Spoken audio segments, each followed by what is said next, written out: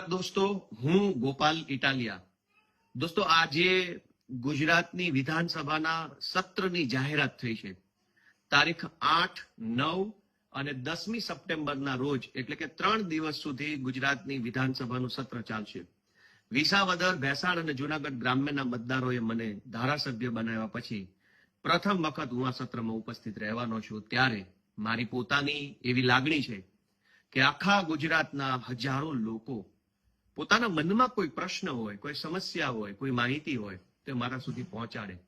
એટલે મારી ગુજરાતભરના સૌ લોકોને વિનંતી છે કે ગામડાને લાગુ પડતી હોય, ખેતી અને ખેડૂતને લાગુ પડતી હોય, બહોળા સમાજને લાગુ પડતી હોય એવી કોઈ બાબત, એવો કોઈ વિષય, એવી કોઈ સમસ્યા કે એવી કોઈ નીતિ બાબતે તમે જો વિધાનસભામાં પ્રશ્ન પૂછાય એવું ઈચ્છતા હોવ તો તમે એડવાન્સમાં મને લખીને મોકલી શકશો. હજારો પ્રશ્નો આવશે, એમાંથી જે પ્રશ્ન કાયદાની ભાષા પ્રમાણે, વિધાનસભાના નિયમો પ્રમાણે પૂછી શકાય એવો હશે એ પૂછવાની હું કોશિશ કરીશ.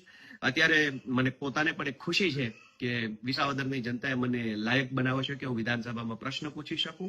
પણ આ પ્રશ્ન મારી મરજીથી નહીં, ગુજરાતની જનતાની મરજીથી હું પૂછવા માંગુ છું. એટલે તમારી કોઈ પણ વાત મોકલવા માટે ઈમેલ એડ્રેસ gopal21@gmail.com. ગોપાલનો સ્પેલિંગ GOPAL, ઇટાલિયાનો spelling ITALIA 21@gmail.com. Gopal Italia 21@gmail.com પર તમે કોઈ પણ પ્રશ્ન મને મોકલી શકો છો. જે પ્રશ્ન બહોળા હિતનો પ્રશ્ન હશે એને વિધાનસભામાં પૂછવા માટેની કોશિશ કરીશ. આપ સૌ આ કાર્યમાં જોડાવ એ મારી લાગણી છે. જય જય ગરવી ગુજરાત, જય કિસાન.